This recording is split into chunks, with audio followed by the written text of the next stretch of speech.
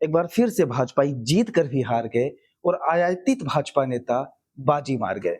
हम बात यहाँ पर सम्राट चौधरी की कर रहे हैं। सम्राट चौधरी को बिहार का मुख्यमंत्री बनाया गया है और उन्होंने 15 अप्रैल के दिन मुख्यमंत्री पद की शपथ ली है। मैं सम्राट चौधरी ईश्वर की शपथ लेता हूँ कि मैं विधि द्वारा स्थापित भारत के संविधान के प्रति सच्ची श्रद्धा और निष्ठा रखूंगा।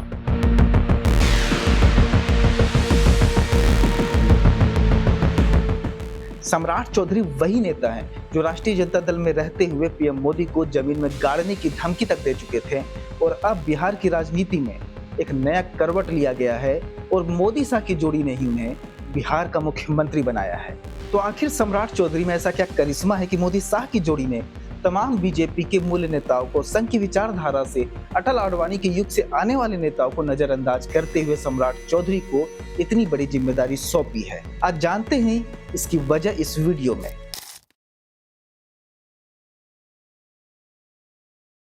सम्राट चौधरी के साथ जो सबसे बड़ा फैक्टर है वो है इनकी जाति का फैक्टर। सम्राट चौधरी कोयरी अर्थात कुशवाहा समाज से ताल्लुक रखते हैं। अब नीतीश कुमार, जिनको बीजेपी ने फिलहाल हटा दिया है, साइडलाइन कर दिया है, वो भी कोयरी कुशवाहा जाति की राजनीति करते हैं और ओबीसी समाज के वोट बैंक के सहारे उन्होंने लगभग 20 से 25 साल तक बिहार की राजनीति में राज किया है। अब भारतीय जनता पार्टी की नजर इसी वोट बैंक पर है। भारतीय जनता पार्टी नीतीश कुमार को खत्म कर, उनकी पार्टियों को खत्म कर इस वोट बैंक पर अपना कब्जा जमाना चाहती है और इसके लिए उन्हें जो सबसे उपयुक्त व्यक्ति नजर आया वो सम्राट चौधरी हैं। सम्राट चौधरी की कम्युनिटी, कोयरी कुशवाहा कम्युनिटी, बिहार में यादव कम्युनिटी के बाद सबसे बड़ा वोट बैंक है और यादव तो परंपरागत तौर पे यादव पार्टी मतलब कि लालू यादव के साथ ही रहेगी। ये सभी कोई जानता है, ये हर कोई जानता है। तो दूसरा वोट बैंक जो नीतीश कुमार के पीछे चल रही है, उनके हाथ पकड़कर अभी तक चल रही है, उस वोट बैंक को अगर भारतीय जनता पार्टी अपने कब्जे में कर लेती है तो फिर उसे बिहार में सरकार बनाने के लिए किसी गठबंधन की आवश्यकता नहीं रह जाएगी और बिहार में वो खुद को एक प्रमुख राजनीतिक दल के रूप में स्थापित कर लेगी। अब उनकी जाति तो उनके लिए सबसे बड़ा फैक्टर है, एक्स फैक्टर है, उनकी सबसे बड़ी ताकत है, लेकिन इसके अलावा भी काफी सारे छोटे छोटे फैक्टर हैं जिन्होंने सम्राट चौधरी को बिहार का सीएम बनाने में उनकी काफी सहायता की है। जैसे बीजेपी ने सम्राट चौधरी को बिहार का प्रेसिडेंट बनाया था और बिहार प्रेसिडेंट के पद पर रहते हुए सम्राट चौधरी ने सभी को एकजुट करके काफी अच्छा काम किया था और ये बताता है कि सम्राट चौधरी एक कुशल संगठन करता है। तो बिहार की राजनीति में जहां जाति जाति का शोर मचता है, वहां पर आलाकमान को, मोदी शाह को ये उम्मीद है कि पूरे बिहार को एकजुट करके सम्राट चौधरी ने पहले जैसे प्रदेश अध्यक्ष के रूप में रखा था, अब वैसे ही मुख्यमंत्री के रूप में रखेंगे। और जैसा कि मैंने पहले ही भी बताया कि नीतीश कुमार का चैप्टर ही बीजेपी क्लोज करना चाहती है। 20-25 साल से नीतीश कुमार को बीजेपी ने एक तरीके से बहुत झेल लिया है। बिहार वासियों ने तो उनका सुशासन भोगा है, लेकिन बीजेपी मोदी शाह की नजरिए से देखे तो नीतीश कुमार को उन्होंने अभी तक झेला है। तो अब नीतीश कुमार को साइडलाइन कर नीतीश कुमार के उत्तराधिकारी के रूप में सम्राट चौधरी को भारतीय जनता पार्टी स्थापित करना चाहती है।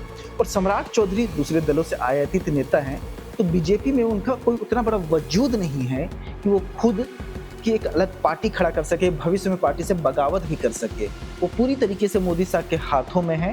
हालांकि उनका खुद का उनकी शख्सियत है, लेकिन मोदी शाह के काफी भरोसेमंद है वो। बिहार बीजेपी में फिलहाल सम्राट चौधरी से ज्यादा तीखा और एग्रेसिव नेता कोई नजर नहीं आ रहा है। वो काफी एग्रेसिव लीडर रह चुके हैं।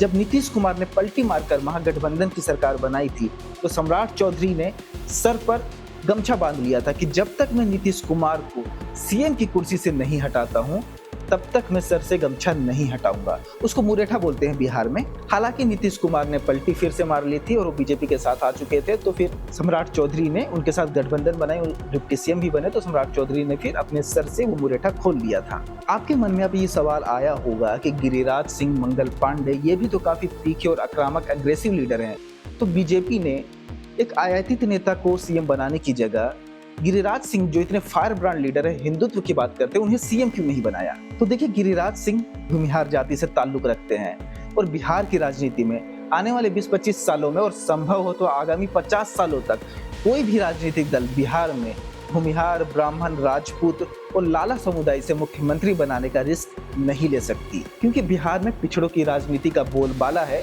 और उसके बाद नंबर आता है दलित वोट बैंक का, दलित मतदाताओं का।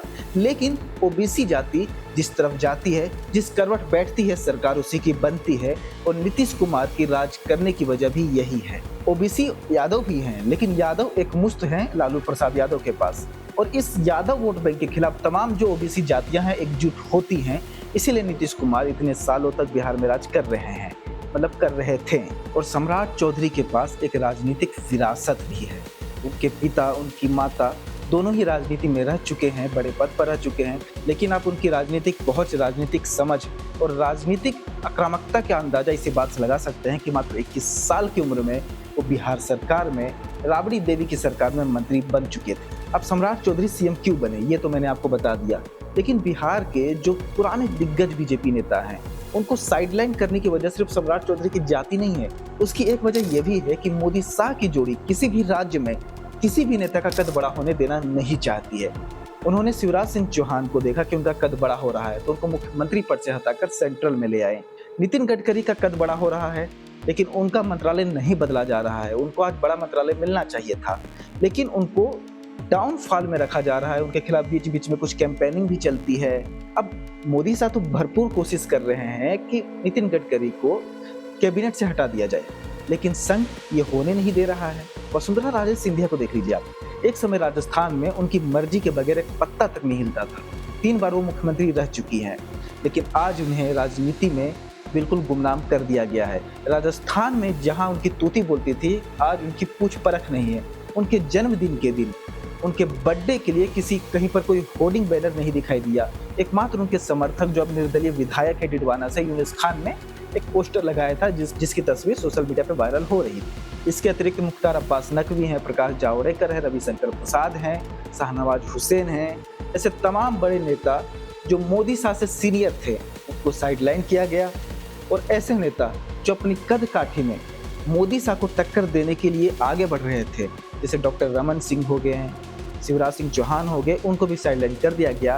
और पहली बार के विधायक भजनलाल शर्मा, तो गुमनाम विधायक मोहन यादव, त्रिवेंद्र सिंह रावत, हरक सिंह रावत, ऐसे लोगों को सीएम बनाया गया है। तो मोदी साहब की रणनीति ही यही है। इंदिरा गांधी भी ऐसे ही करती थी कि किसी भी नेता का कद बड़ा होने नहीं देती थी, उन्हें कुचल दिया जाता था।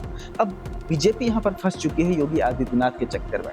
योगी आदित्यनाथ की लोकप्रियता से अमित शाह काफी चिंतित बताए जा रहे हैं, और योगी आदित्यनाथ किसी और की बात सुनते भी नहीं, अमित शाह की बात को भी ज्यादा नहीं सुनते हैं।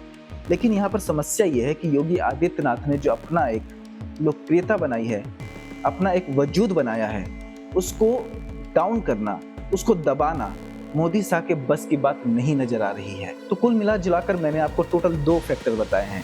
एक, सीएम बनाया गया सम्राट चौधरी को उनकी जाति की वजह से, उनके एग्रेसिव लीडरशिप की वजह से, और दूसरी, मोदी साहब नहीं चाहते हैं कि कोई और नेता उनके कद से आगे बढ़े, इसलिए बीजेपी के जो मूल कार्यकर्ता थे, बीजेपी के जो सीनियर लीडर थे, उनको साइडलाइन कर दिया गया है। तो आपको ये राजनीतिक विश्लेषण कैसा लगा? अपनी राय हमें कमेंट बॉक्स में जरूर बताइएगा। और अगर आप ऐसे ही राजनीतिक विश्लेषण वाले वीडियो और देखना चाहते हैं तो हमें कमेंट बॉक्स में जरूर लिखें। तो हम भारत यूट्यूब चैनल को सब्सक्राइब कर लीजिए। धन्यवाद।